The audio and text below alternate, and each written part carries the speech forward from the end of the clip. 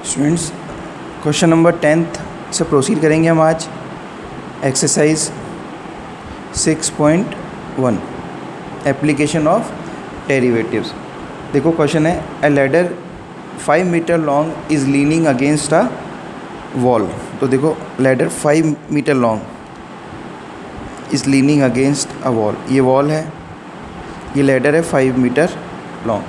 मैं ये डिस्टेंस को y मान लेता हूँ और ये डिस्टेंस को x मान लेता हूँ। तो एक कंडीशन में पाइथागोरस थ्योरम से ले सकता हूँ, x square plus y square equal to 5 का स्क्वायर, मतलब x square plus y square equal to 25। ठीक है। अब इसमें दे रखा है the bottom of the ladder is pulled along the ground. तो ये बॉटम ऑफ द लैडर है, इसको यूँ पुल्ड कर रहे हैं along the ground at the rate of 2 metre per second. तो ये dx/dt चेंज हो रहा है बॉटम वाला। तो एक आपको दे रखा है गिवन इन्फॉर्मेशन में dx/dt equal to 2 metre per second. 2 metre per second ये आपको गिवन है। Is this okay? 2 metre per second आपको गिवन है।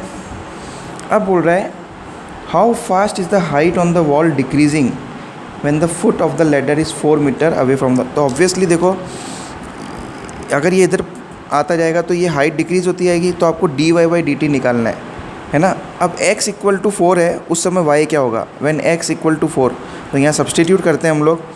तो क्या होगा? Y square equal to 25 minus 16, तो y आ जाएगा आपका 3 मीटर। ठीक है। अब इसको डिफ्रेंशिएशन करते हैं। सारी गिवन इन्फॉर्मेशन हमने ले ली। डिफ्रेंशिएटिंग इक्वेशन 1, तो क्या होगा?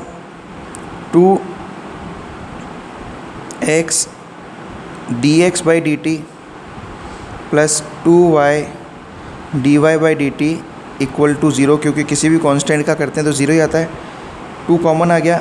x dx/dt equal to minus y dy/dt। देखो x की वैल्यू आपको पता है 4, या 4 रख दो। dx/dt की वैल्यू पता है आपको 2 रख दो। ये माइनस साइन में इधर ले जाता हूँ, इक्वल टू, और यहाँ y की वैल्यू अपॉन में इधर इसको अपॉन शिफ्ट कर देता हूँ। y की वैल्यू कितनी आ जाएगी? 3। तो dy/dt की वैल्यू देखो आप लोग क्या आ जाएगी? -8/3 dy/dt। This is the answer for this. Minus इसलिए आया क्योंकि वो हाइट डिक्रीज़ हो रही, तो this minus represent decreasing. Okay. Next है question number 11th। Question 11th, a particle moves along the curve. तो कर्व की इक्वेशन दे रखी है 6y equal to x³ plus 2। Find the point on the curve at which the y coordinate is changing at 8 times as fast as the x coordinate. तो according to question y coordinate किस rate से change हो रहा है? तो dy/dt कितने times? 8 times dx/dt। फिर इसको डिफ्रेंशिएशन करते हैं अपन।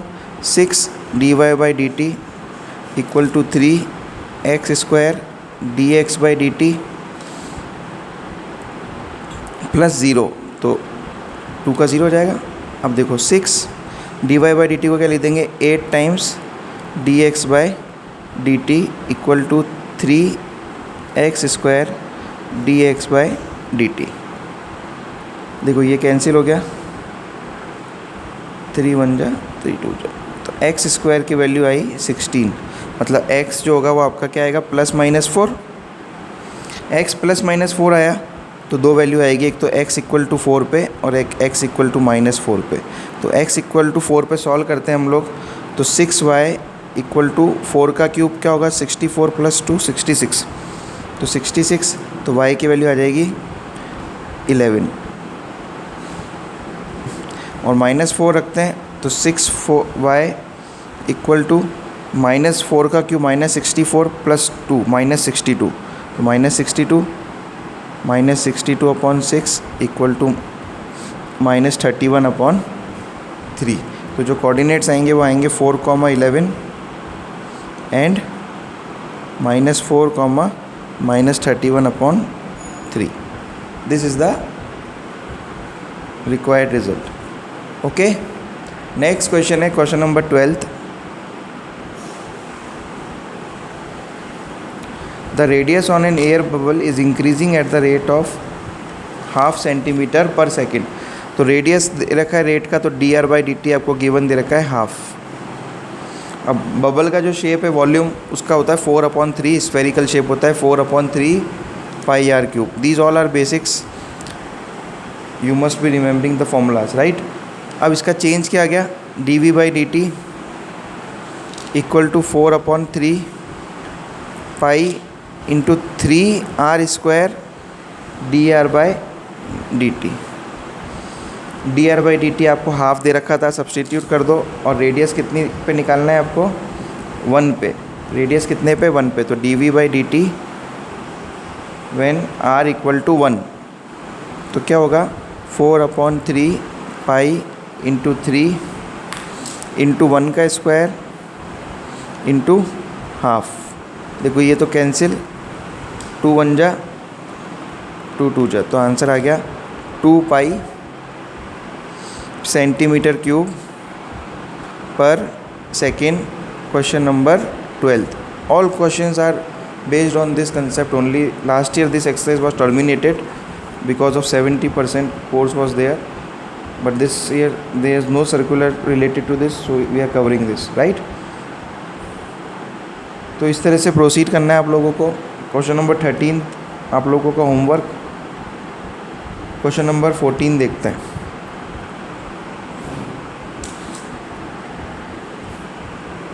Question 14. Sand is pouring from a pipe at the rate of 12. The falling sand forms a cone. देखो क्यूब पर सेकंड दे रखा है, तो D V by D T दे रखा है. अब the falling sand forms a cone, तो वॉल्यूम क्या होगा उसका, volume of cone 1/3 pi R square H. तो v equal to 1/3 pi R square H. और क्या है, such that the height of the cone is always 1/6 of the base. मतलब height of the cone जो है 1/6 ऑफ द बेस. तो क्या होगा, h equal to r/6. Now solve this. dv by dt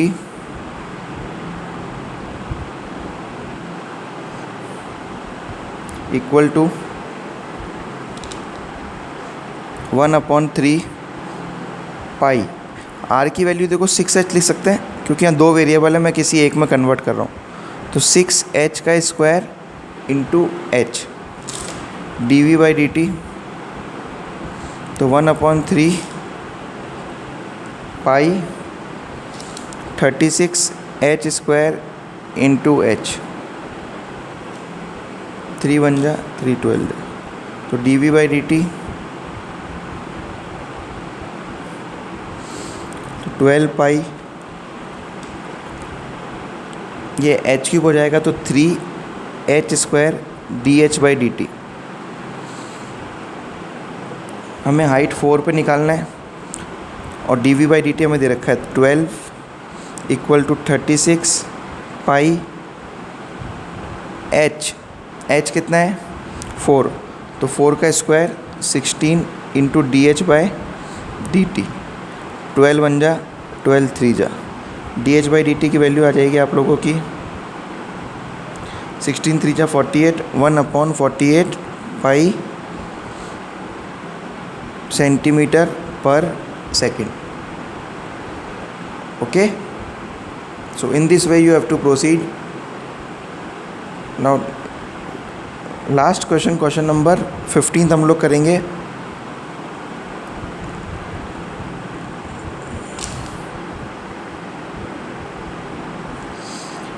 देखो आपको मार्जिनल कॉस्ट दे रखा है, when x equal to total cost associated with the production of x units of an item is given by find the marginal cost when x units are produced. Okay, तो x units are produced हो रखी है, तो कैसे करें इसको. सबसे पहले c दे रखा है आपको 0.007 into x cube minus 0.003 x square plus 15x plus 4000। तो dc/dx करो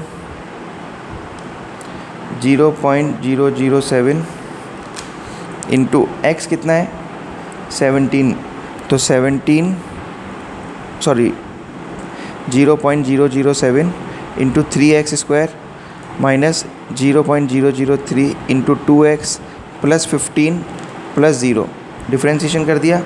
अब वैल्यू पुट कर देते हैं व्हेन x इक्वल टू 17, तो 0.021 इंटू एक्स स्क्वायर, 17 का square 289 minus 0.006 into x plus 15 कितना होगा। इसको सॉल्व करें हम, इसको हम सॉल्व करेंगे तो कितना आएगा, इट विल बी 6.069 माइनस 17 102, तो 0.102 plus 15। On solving this we will get, on solving we get 20.967 rupees. Okay, so 13, 16 and 17 is your homework. Thank you so much.